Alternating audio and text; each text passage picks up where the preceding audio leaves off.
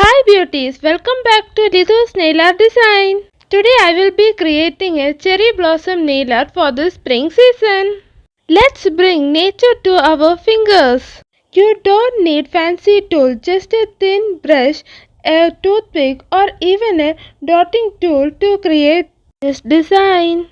I will be using a nude pink shade for creating this look. It really makes the design pop off. Let this dry for about 2 minutes before we move on to the design. Now comes my favorite part. Start by drawing a soft curved line. This will be the stump or vein. Don't worry if it does not look perfect. Nature isn't either. Today's design is something special. We are bringing a piece of nature to our fingers. After drawing the stump of the cherry blossom, you have to wait for a few minutes. In the meantime, I will be drawing another stump on my middle finger. Let's start drawing the flowers. Creating flowers is the most easiest ever. You have to place 5 dots in a circular way and bring them to the center. Do the exact steps as shown in this video. If your hands shake a bit, rest your wrist on the table. Stability makes a big difference. Each nail can have its own pattern. Don't try to make them ideal. If you have any doubts about this nail art or any other nail art, you guys are free to ask. Also say in the comments which nail art should I try next.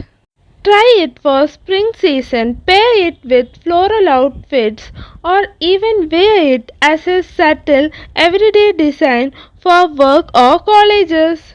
If you enjoyed this video, don't forget to like, subscribe and share it with your nail art loving buddies. I hope you found it relaxing and inspiring.